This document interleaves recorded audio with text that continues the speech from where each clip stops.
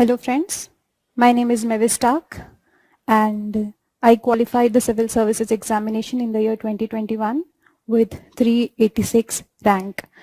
I hail from the state of Rajasthan. I was born over there and then I resided in the state of Maharashtra, the district of Thane for many years. I started preparing for the civil services in the year 2019 and I could not qualify in my first two attempts the preliminary examination, and in my third attempt I could qualify all the stages of this examination, the preliminary, the main stage as well as the interview stage, and I could get 386 rank. My overall marks in the written examination was 766 and as I said, my rank was 386. Now I am here to discuss my strategy. So I'm here to share my strategy of how I started preparing और मैंने किस तरह से हर level पे prepare किया, किस तरह से कौन सी स्ट्रैटेजी फॉलो की. एट द प्रिलिमिनरी स्टेज ये स्टेज मेरे लिए और सभी के लिए बहुत ही अनप्रेडिक्टेबल होता है. इस स्टेज पे कई बार ये पता नहीं चलता है क्या पढ़ना है, कितना पढ़ना है. एक सेट सिलेबस डेफिनेटली है, लेकिन हर साल हर क्वेश्चन पेपर अनप्रेडिक्टेबल और कुछ ना कुछ डायनामिज्म उसमें इन्वॉल्व हो रहा है. However preliminary examination is doable at the same time. UPSC ने एक सेट सिलेबस दिया है, हमें ये इंश्योर करना है कि वो पूरा सिलेबस अच्छी तरह से कवर हो और साथ ही साथ प्रीवियस ईयर क्वेश्चंस पर भी हमें फोकस करना है, because there are multiple benefits of focusing on the previous year question paper. One benefit is that you start understanding the language of UPSC, how UPSC asks questions, what is the pattern of giving correct statement or incorrect statement. Secondly, we also come to know through the previous year questions in preliminary exam कि कौन से ऐसे themes है जिस पे UPSC ज्यादा focus कर रहा है, चाहे वो environment हो, चाहे वो साइंस एंड टेक हो या पॉलिटी हो, इकोनॉमी हो. तो उन थीम्स पर जो यूपीएससी के लिए ज्यादा इंपॉर्टेंट है हम फोकस कर सकते हैं. थर्डली, प्रीवियस ईयर क्वेश्चंस का ये बेनिफिट भी होता है कि उनके थ्रू हम कई बार कुछ थीम्स जो रिपीट होते हैं सब्सिक्वेंट ईयर्स में उन्हें आइडेंटिफाई कर सकते हैं. एग्जाम्पल के तौर पर 2021 में मनी मल्टीप्लायर का क्वेश्चन रिपीट हुआ था. प्रीवियस ईयर से ही वो क्वेश्चंस जो है डिराइव किया गया था. उसके अलावा ब्लूफिन महासीर जो 2019 में क्वेश्चन पूछा गया था, इस बार 2022 में भी उसके ऊपर एक क्वेश्चन बना था. तो इस तरह से कई सारे थीम्स, कई सारे टॉपिक्स और ऐसी चीजें हैं जो रिपीट भी हो सकती है. सो when we do the previous year question paper in preliminary examination in very detail, we come to know कि कौन से ऐसे रेकरेंट थीम्स है जो रिपीट भी हो सकते हैं या उनके आसपास का कुछ भी कंटेंट जो है एग्जाम में आ सकता है. तो प्रिलिमिनरी एग्जाम के लिए आई हैड मेड श्योर कि मैं अपने बेसिक्स को बहुत स्ट्रॉन्ग कर लूँ. पहले दो अटेम्प्ट्स में प्रिलिमिनरी स्टेज पर ही फेल होने के बाद मैंने ये इंश्योर किया कि मैं उस स्टेज को उतना स्ट्रॉन्ग कर लूँ कि थर्ड अटेम्प्ट में उस स्टेज पे मैं ना रुकूँ. इसीलिए मैंने अपने बेसिक्स को बहुत स्ट्रॉन्ग किया. बेसिक्स स्ट्रॉन्ग करने के लिए मैंने एनसीईआरटी से शुरुआत की. एनसीईआरटी से सारे ही सब्जेक्ट्स, चाहे वो इकोनॉमी हो, पॉलिटी हो या ज्योग्राफी एंड एनवायरनमेंट हो, उन सब का बेसिक नॉलेज मैंने अपना स्ट्रॉन्ग करने के बाद 2-3 रीडिंग के बाद अपने खुद के नोट्स बनाए और उन नोट्स को जितना कंसाइज कर पाई उतना कंसाइज किया और मल्टीपल रिविजन किया. बेसिक नोट्स और बेसिक रिसोर्सेज पढ़ लेने के बाद आई मेड श्योर कि मैं अपने रिसोर्सेज को एकदम लिमिट कर दूं, ज्यादा बढ़ाऊं ना. करंट सोर्सेज पर ही ज्यादा फोकस करूं जिन पर मैंने नोट्स बना लिए हैं. जो मेरे स्ट्रॉन्ग एरियाज थे, जैसे polity was my strong area, उस पर तो काम किया है, लेकिन वीक एरियाज जैसे ज्योग्राफी, साइंस एंड टेक, उनको भी एक एवरेज लेवल पर लाने की मैंने कोशिश की. So this is how I worked on the basics in the preliminary examination. NCERTs का मैंने सपोर्ट लिया.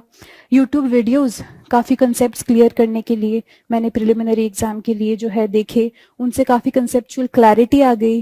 And I also refer to multiple web sources, जहाँ से भी कोई भी concept, El Nino, La Nina, ऐसे कॉन्सेप्ट्स जो है इंडियन ओशियन डायपोल मुझे मिलते थे, मैं अपनी अंडरस्टैंडिंग को एनहांस करने के लिए वहाँ से कंटेंट जो है गैदर करके अपने कॉन्सेप्ट्स क्लियर किया करती थी.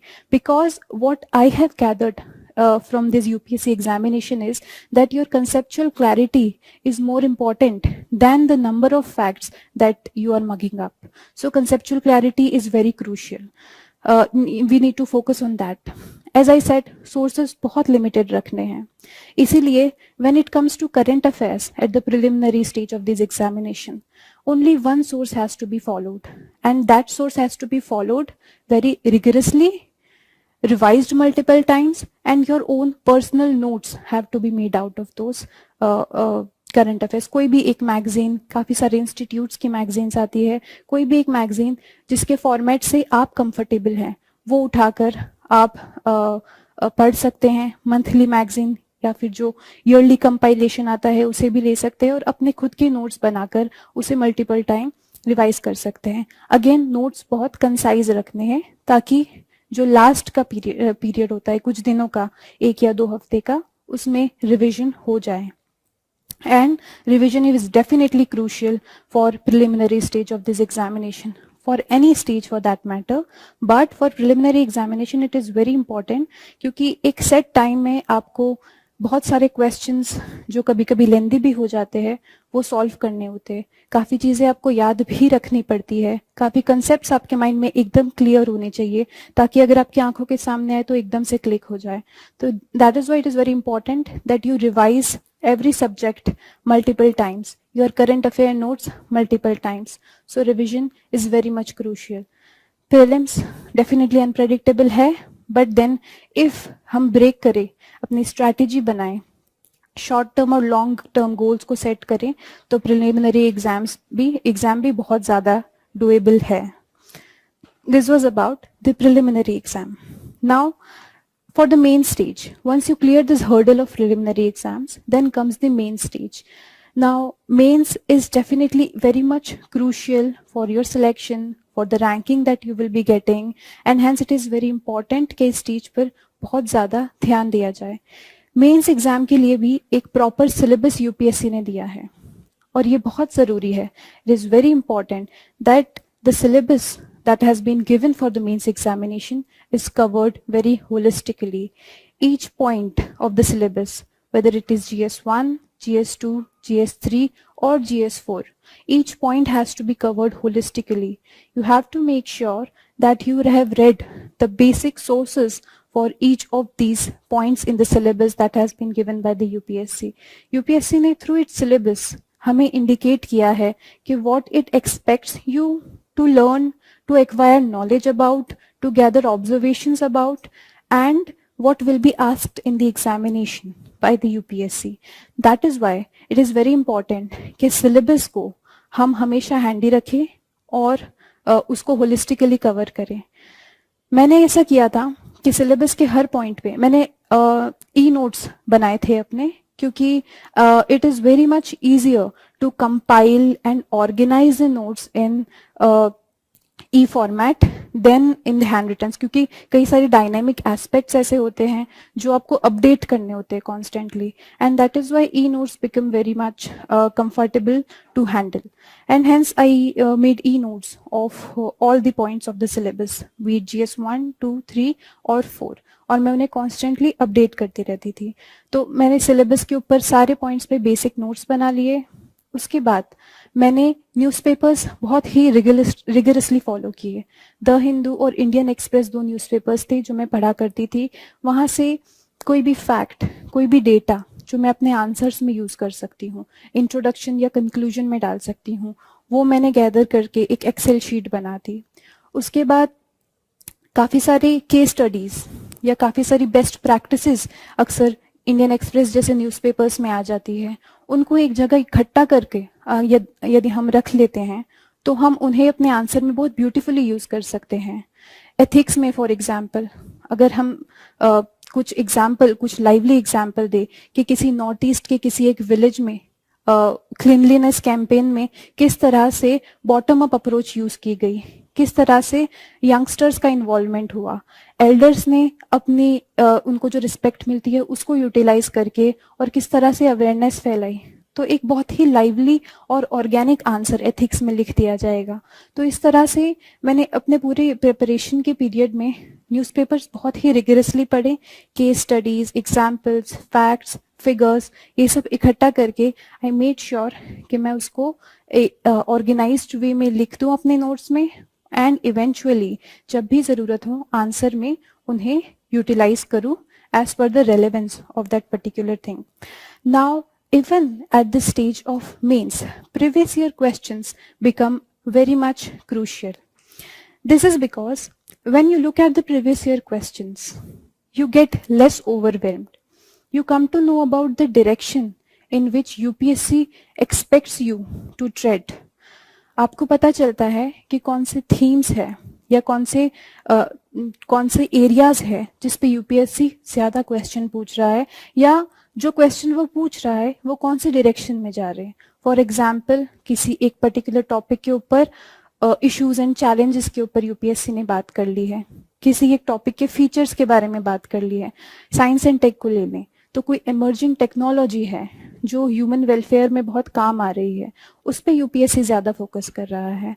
तो इस तरह से ऐसे प्रीवियस ईयर क्वेश्चन देखने के बाद आपकी प्रिपरेशन को एक डायरेक्शन मिल जाती है, आपको आइडिया लग जाता है कि जो ओवरवेलमिंग इंफॉर्मेशन आपके पास आ रही है, इतने सारे नोट्स आ रहे हैं, इतने सारे इंस्टीट्यूट के नोट्स आ रहे हैं, उसे आप किस तरह स्मार्टली अपने प्रिपरेशन में यूज करके एग्जाम के लिए यूटिलाइज कर सकते हैं।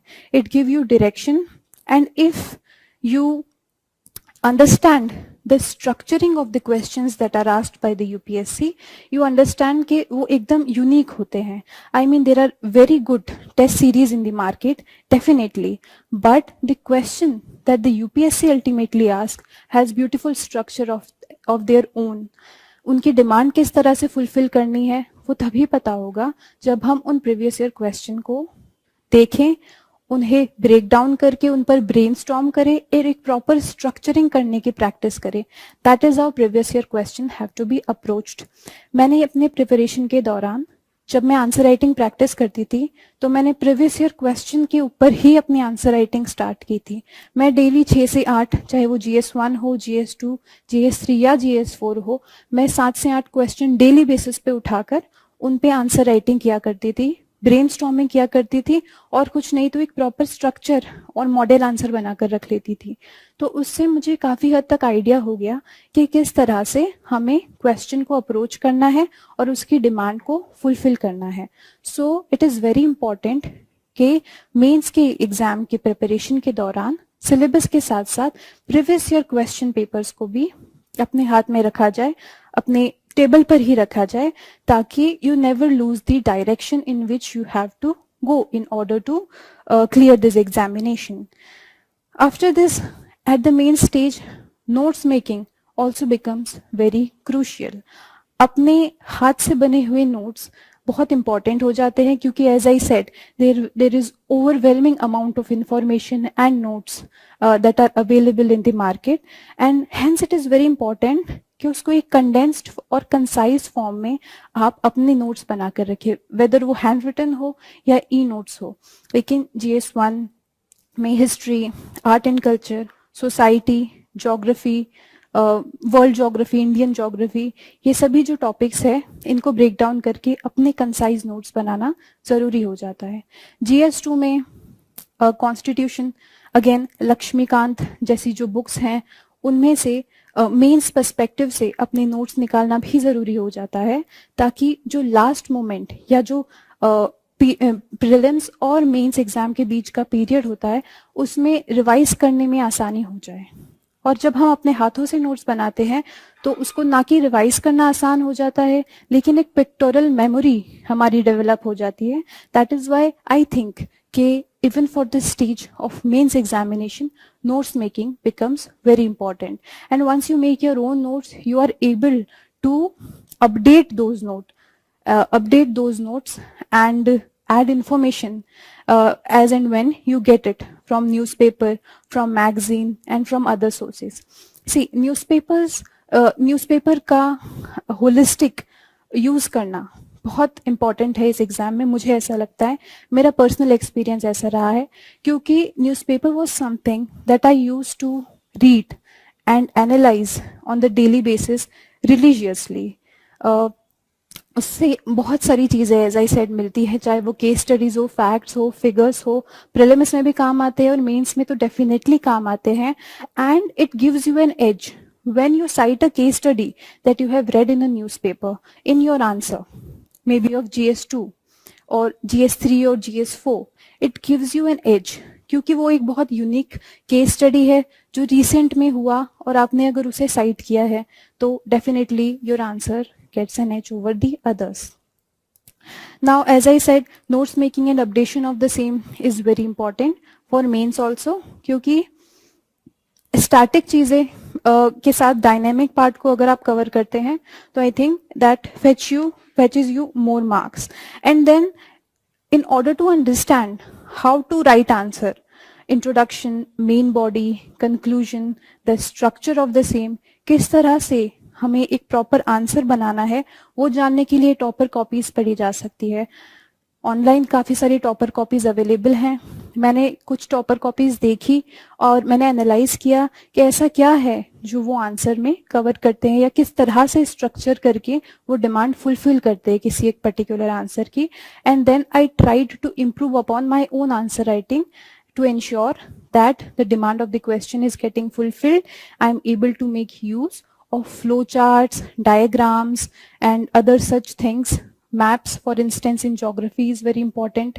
Kai bar, if you make maps, it gives you an extra mark maybe because you are able to show it on paper that okay, you know what you are talking about. So making use of maps, diagrams, flow charts is also very important, उसको मैं अपने notes में ही incorporate कर लेती थी।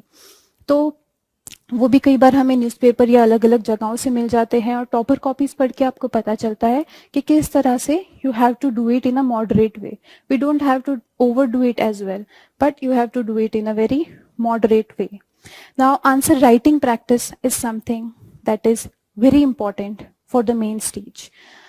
आई used to write 5 to 6 answer, even 8 answers on a daily basis for a very reasonable period of time, maybe 6 to 7 months. Daily answer writing से मुझे ये help हुई कि writing reasonable answer जिनका एक proper structure हो, जो question की demand fulfill करे और जो question की keywords को decipher करके elaborate करे, ऐसे answers लिखना हैबिट में आ गया था मेरे। तो आंसर राइटिंग प्रैक्टिस जो हम डेली बेसिस पे करते हैं, I think that is very important. उसके लिए आप कोई भी टेस्ट सीरीज भी उठा सकते हैं या फिर काफ़ी सारे इंस्टीट्यूट्स ऑनलाइन कुछ क्वेश्चंस डेली बेसिस पे पोस्ट करते हैं, उन क्वेश्चन के ऊपर, वो करंट अफेयर्स के बेसिस पे होते हैं, उन क्वेश्चन के ऊपर भी आप डेली आंसर राइटिंग कर सकते हैं और साथ ही प्रीवियस ईयर क्वेश्चंस भी आप उठा सकते हैं। I think that is the best thing that can be done. UPSC के ही प्रीवियस ईयर के मीन्स जीएस 1, 2, 3, 4 के क्वेश्चंस उठाकर अगर डेली बेसिस पे प्रैक्टिस की जाए तो आई थिंक ये आंसर राइटिंग आपकी हैबिट में आ जाता है and a thing that comes into your habit can easily be reproduced in the main examination when it is required.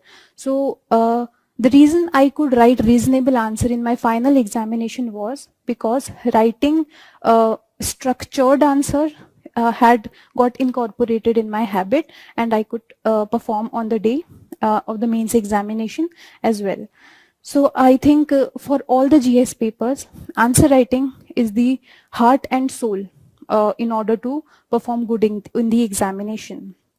So this was my approach for the GS papers. My optional is political science and international relations. I also hold a background in this particular subject. I have done my post-graduation in political science from the University of Mumbai, and so I had a brief idea about the basic concepts of this particular subject. तो conceptual clarity के लिए मुझे इतना issue कभी हुआ नहीं. However, there were a few things जिस पे मुझे और ज़्यादा understanding की ज़रूरत थी, तो मैंने YouTube का बहुत extensively use किया. यूट्यूब पे काफ़ी सारे ऐसे चैनल्स हैं जहाँ पर पॉलिटिकल साइंस के बेसिक कंसेप्ट्स को समझाया जाता है and that was very helpful for me to understand a few things and grasp a few things. Political science का सिलेबस काफ़ी वास्ट लगता है पहली नज़र में हमें, क्योंकि पेपर 1 एंड पेपर 2 है और उनमें भी सब डिविजन है, paper 1 part A part B, paper 2 part A part B, तो काफ़ी ओवरवेलमिंग शुरुआत में मुझे भी लगा था. But as I went on to prepare on each and every topic, मैंने ब्रेक किया हर टॉपिक को, हर टॉपिक के ऊपर बेसिक कंटेंट कलेक्ट करने की कोशिश की. मैंने कुछ बेसिक बुक्स भी फॉलो की, जैसे political theory by Rajeev Bhargava और ओपी गौबा. इन सब बुक्स को मैंने सिलेक्टिवली रेफर करके एज पर सिलेबस अपने नोट्स जॉट डाउन कर दिए. और सारे कंसेप्ट्स जो भी है, जैसे पेपर 1 पार्ट ए में equality, rights, democracy, political ideologies, ये सब चीज़ें हैं जो मैंने होलिस्टिकली कवर करने की कोशिश की फ्रॉम मल्टीपल सोर्सेस. क्योंकि मेरे पहले 2 अटेम्प्ट्स में जब प्रीलिम्स क्लियर नहीं हुआ था तब मेरे पास सफिशिएंट टाइम था कि मैं अपने ऑप्शनल पे काम कर सकूं, and that is why I referred to some reference books and made my own notes out of them. आप किसी इंस्टीट्यूट के बेसिक नोट्स भी फॉलो कर सकते हैं डेफिनेटली, जो कि आपका बेस बन सकता है, एंड देन आप रेफरेंस बुक से वैल्यू एडिशन कर सकते हैं अपने नोट्स में in order to make them more holistic and in order to enhance your own conceptual clarity. Paper 1 part A मैंने इस तरह से किया.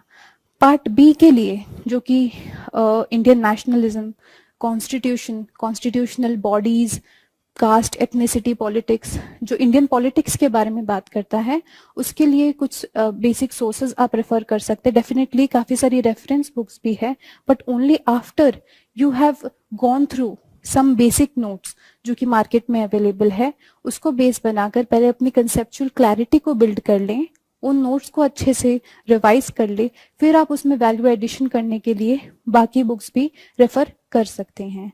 पेपर 1 पार्ट भी इस तरह से कर सकते हैं. पेपर 2 के लिए, paper 2 is a very dynamic paper, very overwhelming when we look at the first time, but paper 2 is also doable if we constantly update our notes, if we are keenly observing what is coming in the news each day, what the diplomats, what the foreign policy makers are saying each day, and what is happening around the world. Okay, so paper 2 part A is comparative, starting with it is comparative politics. ये थोड़ा सा static part है. अगर इस पे कुछ basic notes बना लिए हैं, जैसे कुछ थीम्स है, नॉर्मेटिव अप्रोच, बिहेवियरल अप्रोच, या state in the comparative perspective, pressure groups and political parties in the comparative perspective, तो वो सफिशिएंट हो जाता है. क्योंकि इन थीम्स के ऊपर बहुत रिकरेंट क्वेश्चन है, कुछ क्वेश्चंस हम डिस्कस भी करेंगे. इन थीम्स के ऊपर कुछ रिकरेंट क्वेश्चंस है जो हर साल आते हैं. कंपैरेटिव पॉलिटिक्स पे इसीलिए कुछ बेस नोट्स बनाना जरूरी है. अगर कुछ एग्जाम्पल्स और केसेस आपको मिलते हैं, जैसे सिविल सोसाइटी मूवमेंट्स जो है वो कई जगह पर चल रहे हैं अक्रॉस द वर्ल्ड, अगर आपको कुछ एग्जाम्पल्स मिल रहे हैं तो डेफिनेटली आप उसमें इनकॉर्पोरेट करके अपडेट कर सकते हैं. पेपर 2 पार्ट ए में फिर आ जाता है कोल्ड वॉर और रीजनलाइजेशन ऑफ वर्ल्ड पॉलिटिक्स और ऐसे टॉपिक्स जिस पे अगेन एक बेस नोट होना जरूरी है. सारे ऑर्गेनाइजेशंस, चाहे वो G20 है, चाहे वो G7 है, SCO है, स्पेशली वो ऑर्गेनाइजेशन जिसमें इंडिया का ज्यादा स्टेक है, जिसमें India is actively participating and जिसमें इंडिया का आगे पार्टिसिपेट करने का और उस ऑर्गेनाइजेशन के थ्रू एक लेवरेज लेने का ज्यादा स्कोप है, उन ऑर्गेनाइजेशंस पे हमें ज्यादा फोकस करना है. जैसे India is recently focusing on it's involvement in quad, in the I2U2, India, Israel and UAE and USA वाला जो ग्रुपिंग है, जिसका रिसेंटली वर्चुअल समिट हुआ था. तो ऐसे ऑर्गेनाइजेशंस जिसमें India actively in the present time involve है, उन पे भी हमें फोकस करना है, क्योंकि आइदर डायरेक्टली उन पे क्वेश्चन आ सकता है और इनडायरेक्टली भी उस पे क्वेश्चन आ सकता है. फॉर एग्जाम्पल, आप अपने आंसर में उसे लिखकर अपने आंसर को और ज्यादा ऑर्गेनिक और लाइवली बना सकते हैं. इसके बाद आता है पेपर 2 पार्ट बी. इसमें इंडिया के relations with respective countries and regions, with its own neighbour, with regions like the West Asia, with other parts of the world. India की जो फॉरेन पॉलिसी है, फॉरेन पॉलिसी मेकिंग है, उस पे focus किया गया है। अगेन एक बेसिक सोर्स, कोई भी इंस्टीट्यूशन जो अच्छा मार्केट में है उसके नोट्स को बेस बनाकर चला जा सकता है, and then you can constantly update your notes. Even for this section I refer to a few books, but उसको नहीं भी रेफर करें तो भी डेफिनेटली आप अपने अच्छे नोट्स बना सकते हैं।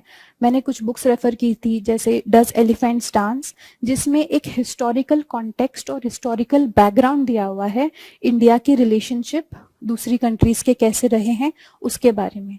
अगर आपको हिस्टोरिकल कॉन्टेक्स्ट मिल जाता है और अगर आंसर में एक दो लाइन आप उसके भी डाल देते हैं तो definitely it makes your answer more holistic. So that's what I had done for paper 2 part B. Respective countries के साथ रिलेशंस में मैंने अपने एक एक दो पेज पे नोट्स बना लिए थे शॉर्ट में। जैसे इंडो यूएस रिलेशन है तो ट्रेड एस्पेक्ट कैसा है, मिलिट्री कोऑपरेशन कैसा है, उसके बाद डायोस्पोरा वाले रिलेशंस कैसे हैं, उसके बाद हम एनर्जी सप्लाई वेस्ट एशिया से कर रहे हैं तो एक एडिशनल एंगल वेस्ट एशिया से हमारे कैसे, यूएई से कैसे हमारे रिलेशन है, economic partnership, social partnership, political relation, diplomatic engagement each country के साथ हमारा कैसा है। एक हर रिस्पेक्टिव कंट्री और रिस्पेक्टिव रीजन का एक सेक्शन में पेजेस पे मैंने तो ई नोट्स बनाए थे, तो मैंने सेक्शंस में डिवाइड कर लिया था। आप हैंड रिटन बना रहे तो एक एक पेज पे आप इस तरह से रिस्पेक्टिव कंट्रीज को कवर कर सकते हैं अलग अलग एंगल से, और इस तरह से अपने नोट्स बना सकते हैं ताकि अगर एक पर्टिकुलर क्वेश्चन आए, जैसे रिकरेंट क्वेश्चंस भी है कुछ इंडो यूएस रिलेशनशिप पे, इंडिया चाइना रिलेशनशिप पे, तो आप अपने नोट्स को डेफिनेटली यूटिलाइज कर सकते हैं। एंड ऑफ कोर्स उनको भी अपडेट करना जरूरी है। जैसे रिसेंटली किसी डिप्लोमेट ने या एम्बेसडर ने किसी चीज के बारे में कुछ बोल दिया, जैसे भी रिसेंटली I2U2 समिट हुआ था तो उसके ऊपर यूएस के डिप्लोमेट्स ने काफी एक्टिवली अपने कमेंट्स दिए हैं, तो वो आप अपने नोट्स में इनकॉर्पोरेट करके डेफिनेटली अपने आंसर राइटिंग में यूटिलाइज कर सकते हैं और वो बहुत लाइवली हो जाएगा आपका आंसर। तो इस तरह से आप रिस्पेक्टिव कंट्रीज के रिलेशंस कर सकते हैं। फॉरेन पॉलिसी मेकिंग में हमें इंडिया ने किस तरह से अपनी फॉरेन पॉलिसी फ्रेम की है, अब तक कहाँ से डिराइव की है, किस तरह से historical context plays a role in Indian foreign policy making, किस तरह से geography plays a role in Indian foreign policy making, इन सब थीम्स के ऊपर बेसिक नोट्स इंस्टीट्यूट्स के अवेलेबल हैं और उसमें आप डेफिनेटली वैल्यू एडिशन कर सकते हैं। जैसे कुछ बुक्स हैं, रॉबर्ट कापलान की बुक है, I'm unable to recollect its name, but then there are books like Revenge of Geography and such books are there जिनको आप कोट करके ये बता सकते हैं कि कैसे geography plays role in the foreign policy making of any country. और फिर इंडिया के कॉन्टेक्स्ट में भी फॉर इंस्टेंस आप एग्जाम्पल दे सकते हैं कि किस तरह से we had a partition and then हमारा नेबरहुड जो है हमारी ज्योग्राफी कॉन्स्टिट्यूट करता है और किस तरह से हमारी फॉरेन पॉलिसी पे सम वे और दी अदर बहुत बड़ा इम्पैक्ट करता है। तो ये ऐसे थीम्स है जिस पे आपको अच्छी तरह से नोट्स में प्रिपेयर करके रखना है और ये रेकरेंट थीम्स है, हर साल या एक दो साल के गैप से इसके ऊपर क्वेश्चंस बनते ही है। फिर आ जाते हैं topics like India's nuclear question. India's nuclear question में भी कुछ बेसिक चीजें हैं, जैसे इंडिया की न्यूक्लियर डॉक्ट्रिन है। इंडिया की न्यूक्लियर डॉक्ट्रिन के कुछ 6 से 7 पॉइंट्स है जो जिस पे आप नोट्स बना सकते हैं। और पेपर 2 की नोट्स मेकिंग में, पेपर 2 पार्ट बी स्पेशली, मैंने ऑफिशियल वेबसाइट्स का बहुत एक्सटेंसिवली यूज किया था। जैसे मिनिस्ट्री ऑफ एक्सटर्नल अफेयर्स की वेबसाइट पे इंडिविजुअल कंट्री के ऊपर, इंडिविजुअल कंट्री से हमारे कैसे रिलेशंस है उसके ऊपर उन्होंने हैंड आउट दिया है, एक पर्टिकुलर डॉक्यूमेंट है जिसको रेफर करके हम अपने नोट्स में इनकॉर्पोरेट कर सकते हैं। वैसे ही इंडिया की न्यूक्लियर डॉक्ट्रिन है, इंडिया के वेस्ट एशियन रिलेशंस है, उसके ऊपर भी आप ऑफिशियल डॉक्यूमेंट्स को अगर यूटिलाइज करके अपने नोट्स में इनकॉर्पोरेट कर दें तो आपकी नोट्स और ज्यादा ऑथेंटिक हो जाएंगे, बिकॉज आपने ऑफिशियल सोर्सेज से डेटा कलेक्ट करके अपने नोट्स में इनकॉर्पोरेट किया है। Now political science and international relation is an optional, जिसका एक बेनिफिट ये है कि काफी रेपिटेशन, दूसरे ऑप्शनल में भी ये होता होगा लेकिन PSIR में काफी रेपिटेशन होता है कुछ थीम्स का और कुछ क्वेश्चंस का। कुछ ऐसे थीम्स है जो अलग अलग तरह से हर साल पूछे जाते हैं, तो वो भी हम थोड़े से एग्जाम्पल्स देखेंगे। लेकिन कुछ पॉइंट्स मैं फिर से रिपीट करना चाहूंगी ऑप्शनल की अपनी स्ट्रेटेजी के, कि पर्सनलाइज्ड नोट्स आपके होने चाहिए जो कि कंसाइज होने चाहिए एंड कॉन्स्टेंटली अपडेटेड होने चाहिए। बेसिक बुक्स आप रेफर कर सकते हैं। On international relations is a subject जिसमें updation, constant updation becomes very much crucial. Diplomats और स्टेट्समैन, हमारे प्राइम मिनिस्टर और फॉरेन मिनिस्टर के जो स्टेटमेंट्स है वो भी आप कलेक्ट करके जो है अपने नोट्स में लिख सकते हैं। आंसर में अगर डाल देंगे तो ऑथेंटिसिटी के साथ साथ आपका आंसर जो है ऑर्गेनिक भी हो जाएगा। फिर काफी सारे एम्बेसडर्स के इंटरव्यूज आते रहते हैं, राज्यसभा टीवी, अभी वो संसद टीवी हो गया है उसके ऊपर, तो उनके इंटरव्यू से भी कुछ एक्सर्प्ट्स है जो आप देखकर अपने नोट्स में डाल सकते हैं। Then there are various articles and blogs, IDSA और ओआरएफ के आर्टिकल्स मैंने काफी सारे रेफर किए थे, which can be very helpful in updating your notes. And again, answer writing is, again I repeat, the heart and soul of even the optional preparation, because answer writing gives you the way in which you can put your ideas on paper, whatever you have read, whatever you have studied, how to put it in a structured and logical way on the paper with proper introduction, proper contextual understanding, proper fulfillment of demand of the question and a beautiful conclusion to the same. ये answer writing के practice के साथ ही आएगा। What I used to do is, मैं previous year questions को काफी ज्यादा practice करती थी और उन्हीं को मैं बार बार, क्योंकि मैंने जैसा कि कहा कि पीएसआईआर में थीम्स बहुत रिकरेंटली रिपीट होते हैं, तो इसीलिए मैं प्रीवियस ईयर क्वेश्चंस के ही क्वेश्चंस उठाती थी और आंसर राइटिंग करती थी, ताकि अगर वो थीम नेक्स्ट ईयर भी रिपीट हो तो I have already practised that question multiple times and I can write a reasonable answer on that. अगर आंसर राइटिंग भी आप प्रीवियस ईयर क्वेश्चंस पे नहीं कर रहे हैं तो आप मॉडल आंसर या एक ब्रॉड माइंड मैप बनाकर रख सकते हैं उस पर्टिकुलर क्वेश्चन पे, which you can utilise as a thing to revise at the last moment. So that is how you can utilize previous year question for your optional PSIR preparation very well. Now all these things have to be done very consistently. Now कुछ questions जो repeat हुए हैं PSIR में, मैं 2021 के question paper को ही लेकर मैं हाईलाइट करती हूँ कि किस तरह से PSIR ऑप्शनल में कुछ थीम्स है जो हर साल या कई साल रिपीट होते हैं, और अगर उस पे आप एक मॉडल आंसर बना ले या एक स्ट्रक्चर बना के रख ले तो how it can help you. Affirmative action पे क्वेश्चन 2021 में पूछा गया था recently. It was asked even in the year 2016 as well as in the year 2012. Now affirmative action जो question है वो derive किया गया है from the concept of equality. तो अगर इक्वालिटी पे आपने प्रॉपर नोट्स बनाए हैं, उसमें आता है equality of opportunity, equality of outcomes, ऐसे सब टॉपिक्स पर आपने अगर प्रॉपर कंसेप्चुअल क्लैरिटी भी है, आपको नोट्स भी बनाकर रखे हुए हैं, तो आप ऐसे क्वेश्चन को एड्रेस कर सकते हैं अफर्मेटिव एक्शन को। और जैसा कि मैंने कहा इन्हीं थीम्स के इर्द गिर्द जो है क्वेश्चंस रिपीट होंगे हर साल। So you have to ensure कि बेसिक नोट्स आपके प्रॉपरली बने हुए हैं। Then there are few topics in section A of paper 1 like Rawls idea of justice, which is very recurrent theme. And इस पे भी काफी सारे क्वेश्चन आए, जैसे 2018, 2017, 2015 एंड 1999 में अलग अलग तरीके से मॉडिफाई करके क्वेश्चन को पूछा गया है। Behavioural approach and normative approach are two themes जो हर साल पूछे ही जाते हैं, कभी ऑल्टरनेटली, कभी साथ में भी पूछे जाते हैं। जैसे behavioural approach in political theory and what led to its decline 21 में पूछा गया था। It was asked in 91, 92, 98 and in the year 2011 also. Then sir Syed Ahmed Khan as a reformer पूछा गया 2021 में। 2013 में sir Syed Ahmed Khan as a moderniser पूछे गए थे उनके बारे में। So that is how themes get repeated. Syllabus is definitely limited. It looks vast, but in some way or the other it is limited. Themes recurrent और repeat होना inevitable है, इसीलिए it is very important कि हम previous year पर काम करें। फिर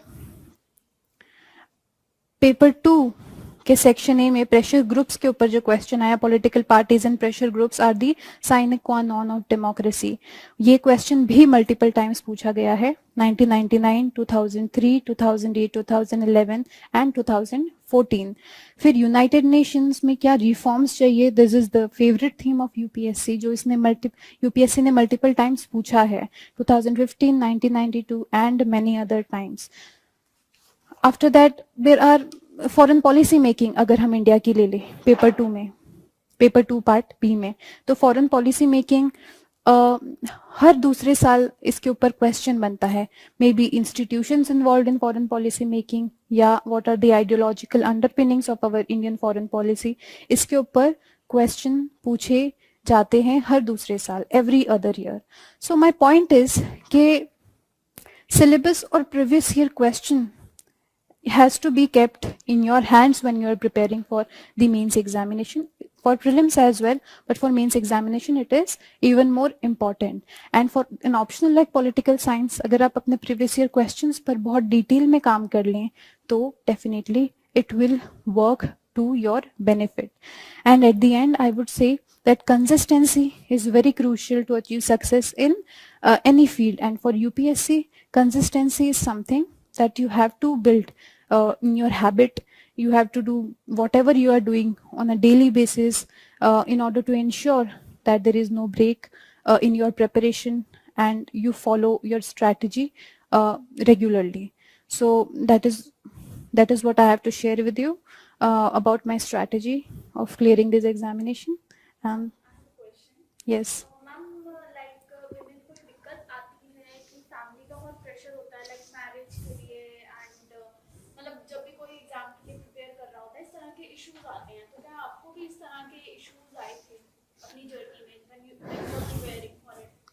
See, fortunately my family was very supportive. So ये marriage का pressure वाला जो है वो मुझ पर मेरी family के through नहीं आया, but then definitely there are few relatives who are always saying कि कब तक पढ़ेगी and all that. But then definitely उसको resist करना है. If you have decided something big to do in your life, then you ought to have that strength to resist those pressures. Thank you. Ma'am मेरे भी एक दो question हैं. Yes. Ma'am thinkers जैसे बहुत सारे हैं तो उनका आइडिया हम याद कर सकते हैं? As in, can you just elaborate your question? जैसे थिंकर्स मैम बहुत सारे हैं. Yes. तो हम अगर थिंकर्स याद नहीं कर पाते तो उनका हम आइडिया याद करके रख सकते हैं? Yes, definitely. In fact, it is not. आप scholars की बात कर रहे हैं, right? जो scholars PSIR में कोट करने पड़ते हैं. Scholars बहुत सारे हैं. आप उनके आइडियाज या कुछ अच्छे स्टेटमेंट्स अपने नोट्स में लिख कर भी रख सकते हैं, but it is not human to remember all of them and write in the answers, and it is not important also. What I have analyzed is कि your own analysis is more important than quoting some statements from here and there. So definitely उनको याद करने की कोशिश की जा सकती है, लेकिन at the end analysis is more important than just quoting one scholar or the other. And ma'am जैसे PSIR के जो करंट टॉपिक्स हैं उनमें प्रीवियस ईयर क्वेश्चन कैसे हेल्प कर सकते हैं? As in current topics like अभी जैसे IR वगैरह के टॉपिक्स होते हैं तो उनमें कैसे हेल्प कर सकते हैं previous year questions? How UPSC आज, जैसे India China relation is a kind of static part of the portion, but then जब गालवन वैली का इंसिडेंट हुआ था तो उस कॉन्टेक्स्ट में यूपीएससी ने क्वेश्चन पूछा था. सो दिस टेल्स अस कि जो भी रिसेंट में इंडिया के रिलेशन में दूसरी कंट्रीज के साथ चल रहा है उसके बेसिस पे यूपीएससी क्वेश्चन पूछेगा. जैसे अभी श्रीलंकन क्राइसिस चल रहा है, तो अगर इंडिया श्रीलंका के रिलेशन के ऊपर कोई क्वेश्चन आता है तो definitely UPSC might use the context of the crisis that is happening in Sri Lanka, and on the basis of that it will frame a question. So that is how previous year question even in the dynamic part of the PSIR syllabus can help you. I hope it's clear. हाँ. And ma'am जैसे बहुत सारे thinker होते हैं तो सबको याद करना इम्पोर्टेंट है या नहीं? थिंकर यानी जो जॉन रॉल्स और इनकी बात कर रहे हैं, आई थिंक जो सिलेबस में है उनको तो याद करना डेफिनेटली इंपॉर्टेंट है फॉर 2 रीजंस. एक कि वो सिलेबस में मेंशन है और they form the core of the subject of political science. उनसे शुरुआत हुई and they develop the whole subject of. आप जॉन रॉल्स ले लो, JS मिल ले लो, जॉन लॉक ले लो, रूजो ले लो, इन सबको याद रखना डेफिनेटली बहुत जरूरी है. They are the heart and soul.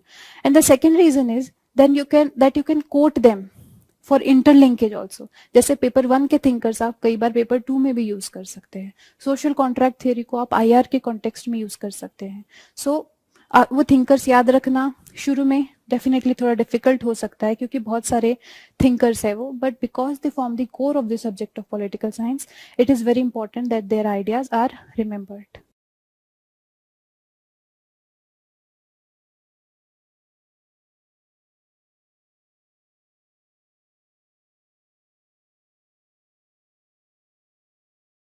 That depends on what is asked in the question. अगर क्वेश्चन डायरेक्टली किसी करंट इवेंट के कॉन्टेक्स्ट में पूछा गया है तो डेफिनेटली करंट का रेशियो ज्यादा होगा. लेकिन अगर कोई क्वेश्चन पूछा गया है जैसे Indo US relation is versatile and holistic, तो उसमें मैं डेफिनेटली उसके कॉन्टेक्स्ट को फॉलो करूंगी, बेसिक पार्ट कवर करूंगी और फिर थोड़ा सा डायनामिक एस्पेक्ट जो करंट जो भी चल रहा है उसको लेकर आऊंगी. So ratio varies as per the demand of the question. Yes, that is important. Building of the context is as important as putting contemporary relevance in any answer.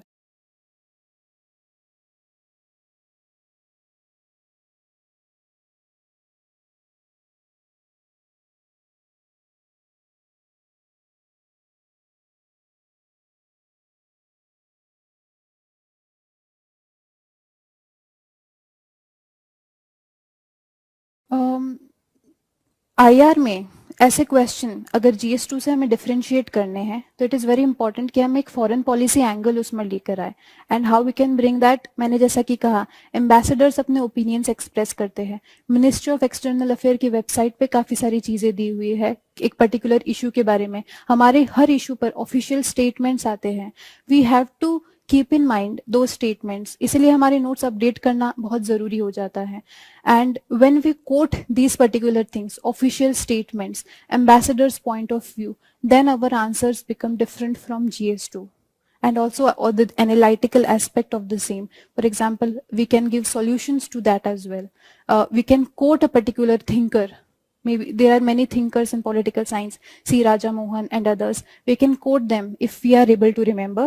अगर नहीं याद कर पा रहे हैं तो हम खुद से भी अपना एनालिसिस लिख सकते हैं. And that's how we can differentiate it from GS2.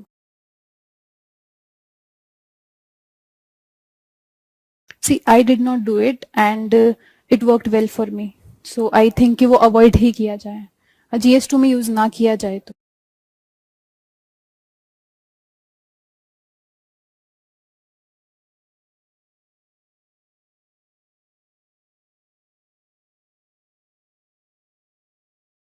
ऐसे की बात कर, टॉपिक्स को सब divide, I think it comes with practice first of all, और उसके बाद there are various ways in which essays can be written. जैसे आप individual, society, national, international level पे उसको करके उस पर्टिकुलर टॉपिक को ब्रेक करके और एग्जाम्पल्स कोट कर सकते हैं. इस तरह से किया जा सकता है. फिर सोशल, पॉलिटिकल, इकोनॉमिक, इस तरह से भी ब्रेक करके आप उस टॉपिक को एनालाइज करने की कोशिश कर सकते हैं. क्योंकि फिलोसॉफिकल ऐसे को भी वो भले ही एब्स्ट्रैक्ट आइडिया आपसे पूछ रहा है, बट एट द एंड जो सोसाइटी पे ग्राउंड लेवल पे जो हो रहा है उसी पे वो फोकस करना चाहता है उस आइडिया को यूज करके भी. तो आई थिंक इस तरह से ये दो तरीके हैं जिसके थ्रू आप ब्रेक करके अपने ऐसे को स्ट्रक्चर कर सकते हैं.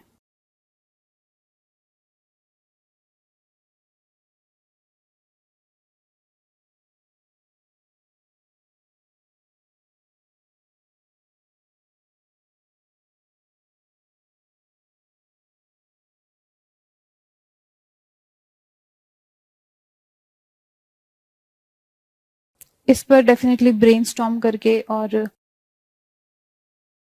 मैं इसको स्किप कर देते. Thank you.